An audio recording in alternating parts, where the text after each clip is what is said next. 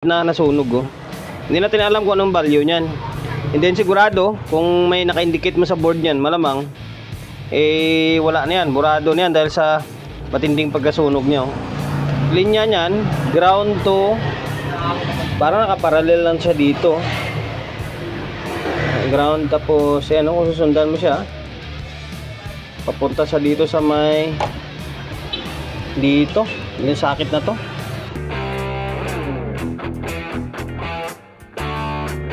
Welcome to my vlog. Today's video, bali ito, Ace na CE5, ang bagong silang, nakalimutan ko na, bagong silang or bagong bong yata. Shoutout sa may-ari ito, and then maraming salamat sa pagdala ng unit mo rito, and then pagkakatiwala ng unit mo rito sa akin. Yan, bali ang issue nito, meron daw bumutok, sabi ni sir, kaya ito binuksan ko na nga oh. And then sa visual check nga, ito, meron nga oh. Kaya binaklas ni sir ito. Itong sakit na to, may may nasunog dyan. And then ito, ninagdagan na pala ni sir ng fan hanggang dalawa. Dapat dito niya nilagay oh. Delikado kasi dito, naring sa sayad yan. Dito sa sayad, dapat dito. Baguhin na lang natin yan. Lipat na lang natin kapag nagawa natin. Tapos ginaya na niya yung mga vlog natin, or sinundan na yung mga vlog natin. Nag-fix bias na rin siya. Kaso nga lang meron nasunog dito, na-stuck daw ng ilang linggo lang may nasunog daw. Ayun, bali ito yung mission natin for today's video, na naway maibalik natin sa dati. So, bago natin simulan yan, siyempre promotion muna tayo agad. Sa mga hindi pa nakapag-follow, paki-follow, and siyempre paki-share ng mga walang kwentang video natin sa my Facebook, YouTube channel. So hindi pa nakapag-subscribe, paki-subscribe, like, share, and siyempre paki-hit ng bell button sa gilid para updated ka sa mga susunod na video na i-upload ko. Ayun, bali simulan na natin. Total nakabaklas na ito. Bali mag-focus muna tayo rito sa may power supply. Marami tayong babaklasin. Hindi nito, kasi mga pan na to, baklasin muna natin. Kasi ilalagay natin to dito. Ngayon, stay tuned lang kayo kasi hindi naman tayo nagpo-full demo tutorial. Ang atin lang naman, baklasin, papalitan, and then siyempre sabihin ko lang sa inyo yung mga pinagagawa ko. Ngayon, stay tuned lang kayo, baklasin ko lang itong power supply para masundan natin kung saan pupunta yan. Ito na yung power supply. And then ito, medyo hassle lang kasi ang daming wire. Ang problema nito, pag hindi nyo kabisado, wag kayo magbaklas agad-agad. Gagawin nyo, picturean nyo muna para alam nyo pa kung saan ibabalik kapag ibalik nyo na. So ngayon, ito yung part na nasunog oh. Hindi natin alam kung anong value nyan. And then sigurado kung may naka-indicate mo sa board nyan, malamang wala na yan, burado na yan dahil sa matinding pagkasunog nya oh. Linya nyan, ground to, parang nakaparallel lang siya dito. Ground, tapos kung susundan mo siya, papunta sa dito sa may dito, yung sakit na to, papunta dito sa may dito, sa may mga indicator yata. Yan. So ngayon, dahil hindi na natin alam yung value nito, and then sakto na meron tayong Ace na CE5 andun sa loob, kukuha na lang tayo ng idea. Kuha na lang tayo ng idea doon. Tingnan natin kung anong value doon. Tapos palitan natin ito. And then yan, kapag napalitan natin yan, try natin ulit, and then mag-focus tayo sa may dito sa may board nya. Sana wala na ibang problema. Kasi pinix bias na nila ni sir ito. Yan, naka-fix na siya oh. Ginayangan nila or sinundan nila yung gawa natin na magpipix bias dito. So ngayon, stay tuned lang kayo. Mali, silipin ko lang yung resistor doon sa may kabila. Pinipalitan natin ito. So ngayon guys, bali ito, napalitan ko na ng resistor. Sa pagsilip ko doon sa isa, 10 ohms ang, parang 10 ohms na nakalagay. Nangitim na rin Tingin ko 10 ohms lang kasi series to ground lang naman to oh.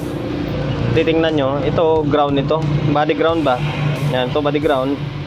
Stretcho to dito, pinakagilid na yan. Ground lang naman talaga oh. Yun, ground. Ayaw mag-focus, nag-inarte siya. Ayan, ground siya oh. Dire-diretso lang yan dyan. Tapos magsiseries lang siya. Tapos magko-connected sa may 105 na kapasitor na mylar. Yan. Tapos yan, nakalagay. Ang nakalagay dyan is yung 1/2 watts na 10 ohms. Ang nilagay ko is 1 watt. Mas malaki, mas matibay. Medyo awkward sa tingnan kasi matangkad siya, mas matangkad siya again sa original niya, pero mas matibay yan. So kaya babalik ko lang muna ito. Babalik ko muna ito dito sa may casing. Babalik yung mga wiring. And then try natin magsukat. Sana yun lang yung problema. Try balik natin ito. Ibalik ko na yung board ng power supply natin. And then ito, mga wiring nakabalik na. Ang problema is ito, hindi pa natin naitali na maayos kasi once may problema babaklasin natin ulit. Ito pansamantala lang muna. Kapag okay na saka natin siya tatali. Ngayon, try natin. Na-protect siya. Yun, naging okay. Yung kabila okay. Yung kabila, ayun, naka-protect pa Pero na-fix bias na nila yan. Teka, ganun. Ngayon, magto-troubleshoot ulit tayo. Okay na dito sa may power supply. Bali, malakaw tayo rito sa may main board. Try natin Sensya na kayo sa mga nagreklamo, pala. Sasabi na medyo magalaw yung camera natin. Then, nag-request na gumamit tayo ng stabilizer. Yun na sir, salamat Dati ko na plano bumili ng stabilizer. Kaso nga lang, tinatamad ako. Ngayon, order na ako. Stabilizer na tayo. Para di ganun ka magalaw yung camera natin. Pasensya na, inulit ko. Huwag nyo lang tingnan yung galaw. Pansinin nyo na lang yung gawa natin. Ito, magbabias muna tayo. Ito, maganda rin bias dito, 0.25. Maganda rin naman Tama yung pag-calibrate nila. Yung nilagay nila na fixed bias dito. Alamang may problema dito. Hindi, okay naman Okay yung bias 0.25 Man.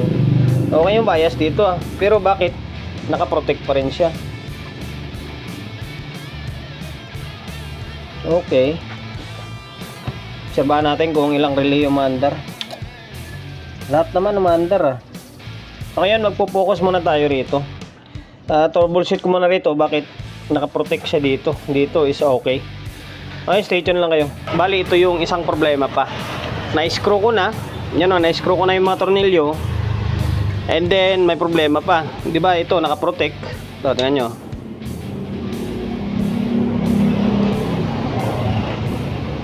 Ayan, naka-protect parehas. Nawala yung sa kabila. Yung kabila is naiwan. Tapos, normal yung bias dito. Tapos tayo Tinanggal ko na yung supply Tinanggal ko yung supply dito. Tinanggal ko na.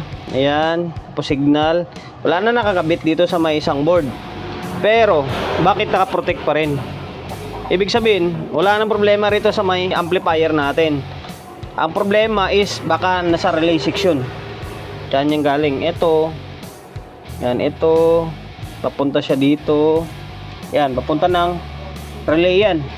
Problema yan dyan. Baka may nasira na 551 na transistor.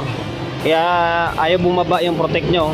Kasi nagre-relay naman siya Pares naman nagre-relay yung dalawa Ibig sabihin, normal yan. Hindi normal, pati bias dito, normal din Pero, nakaprotect pa rin siya. Bira Yan na naman ulit yung soyorin natin. Baklas na naman tayo ulit dito. Bira na yan. Yan sinasabi ko, minsan kung kailan na ibalik mo na yung mga tornilyo, saka may problema pa pala. Ganun lang, ganun talaga yan. Kasama sa trabaho natin yung ganun. Problema. Problema ang problema. Binaklas ko na lahat ng 551. Yan, dito. Tapos dito. Hanggang dito. Kasama pa dyan rito Wala akong makuhang sira. Ito lahat yun Wala akong makitang sira. Tapos na-check ko na yung mga diode na to. Buo naman. Mukhang dito naman ulit problema sa may harap. Sana wala sa harap. Wala akong makitang sira rito babalik ko lang muna itong mga transistor na maliliit. Baka kulang lang sa inang kanina yon. Siyempre binaklas ko na ng paisa-isa para sigurado. Wala na akong makitang sira binaklas ko na lahat dito. Is okay to dito itong channel na to ganito siya. Oo, dito yung may problema. Ito yung channel na to. Ay, babalik ko lang muna ulit ito. Pambira na yan. O, di ay, palitan ko na ng bago lahat siguro. Para wala tayong pagdududa. Try ko palitan ng bago. Bago lahat ilalagay natin. Palitan ko na ng transistor. Bago na lahat yan. Ito, bago lahat to. Ito yung luma. Binalik ko kasi sayang naman. Binalik. Tinabi ko pala. Ito to. Yung mga mexi na paano yan. Bago lahat ito ha. Try natin. Try ko ibalik sa may casing ulit. And then babalik yung wiring kung anong mangyari. Pag ganun pa rin yan ay plan C. Plan C tayo. Punta natin itong harap nito. Tingin ko dito lang talaga yan. Ay, balik ko muna. Balik na natin yung board and then mga kable. Try natin ulit. Kaya mas maliwanag yung kabila oh. Means dito. So yan, naging normal na siya. Minsan talaga kailangan lang talaga ng himas-himas eh. So nag-normal na siya, wala na yung protect. Tapos try natin magsukat. Nakabit lahat yan ha. Baka sabihin nyo hindi nakakabit. Nakabal pa rin tayo para secure. Mamaya na natin to 20 pag sigurado na. Although nagkabit na rin ako ng speaker oh. Kanina pa yan eh. Kanina pa nakakabit. Ito ano, 0.25 na tama yan, tama yung bias na yan. 0.25 tapos dito yan, 0.25 paras lang oh. Normal naman na ito eh. Ang gusto ko sanang i-package dito, yung magdadagdag ako ng power transistor. Kaso wala sa usapan namin ni sir, hindi kami nakapag-uusap ni sir na ito, mag-add kami ng power transistor para sa package na gagawin. Eh okay na yan. Ang mangyari lang dito is repair lang yung gagawin natin. Tapos ayusin natin yung pan no? Tinanggal ko na yung pan dito. To 20 ito. Mali babalik na lang natin ito kung sakali. Yan, tapos dito natin lalagay. Dito sa harap na. Kasi dyan, delikado yan. Baguhin na lang natin yung linya mamaya. Tapos, eto, nagkabit na ako ng speaker. Yan, dalawa. Tapos, audio source natin. Itong cellphone natin na isa. Try natin kung may audio. Yan, naka-play na siya. Yan. Okay na. Okay, may audio.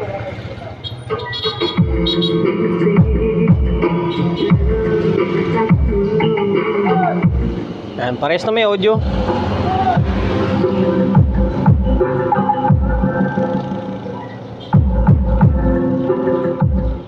Yan. Ayun, okay na. Bali, ang gagawin ko na lang guys is ito, ikuha na lang natin to ng maayos. Itatali na lang natin ng maayos. And then yung tornilyo. Isa pala yung kinabit ko na tornilyo dyan. Yung sa gitna pa lang para hindi siya gumalaw. Yun nga, yung binaltang ko lahat ng kuha na yun. Lintik na yun. Yung lahat ng transistor maliliit. Tapos, yun, yung 10 ohms natin, nandyan pa rin. Papalit na lang ako ng i-wiring na lang natin maayos ito. And then, idikit natin. Pandikit ako matibay dyan. Para hindi hassle dito. Delikado yan. Ayun, stay tuned lang kayo. Fix ko na yung fan dito. Meron ako pandikit na matibay. Tibay ng epoxy. Ay, epoxy. Yung may tiban talaga. Yan o. Tapos, ang problema pala, yung pan nito paloob. Nangyari sa lubong. Kaya ginawa ko, binaliktad na lang. Palabas na lang hangin lahat. Para mas maganda nga palabas lahat eh. Para walang alikabok dito sa loob. Ngayon, okay na. Pati wiring, tinali ko na rin. Yan. Tapos yung pan, kasi yung pan nito nung una diretso eh. Ito, dumana ng switch to. Kapag ito, naka-plug in no. Nung una niyan, pag plug mo, automatic andar yung dalawang pan. Ngayon, hindi na. Sabay na siya sa may switch. Ngayon, ito, nakakabit pa rin yung speaker natin. Para matapos na yung walang kwentang vlog natin. Ito. O yan, naka 220 na tayo. Hindi na naka-bulb. Okay. Medyo mahina talaga yung ilaw nito kumpara dito. Yan, okay na. Naka-normal, nasa normal mode na siya. Okay, yung audio source natin kanina pumaandar yan. Yan na, wala na. Ano yun? Mira oh, hindi pala nakakabit to eh. Kalimutan ko. Yan, ito. Oh.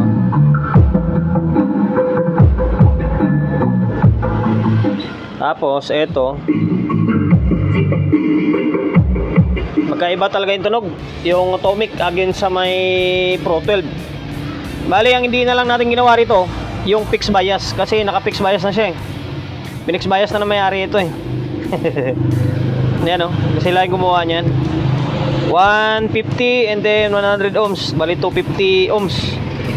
Ang bias niyan nasa 0.25 lang, na para sa akin mas maganda yung ganong bias. Hindi siya ganong kainit. Kapag 0.3 mo siya, medyo malakas pero mainit konti. Ito naman, sakto lang oh, maligamgam lang siya. Yan, normal, nasa normal operation siya. Maligamgam lang. Tapos ito, hindi na ako nagdagdag ng transistor kasi hindi, wala sa usapan namin ni Sir to. Kapag nag-add ako ng transistor dyan, medyo siyempre tataas yung singil natin. Baka magreklamo si Sir na sabihin wala naman sa usapan. Kaya ganyan na lang muna. Importante is gumagana na siya.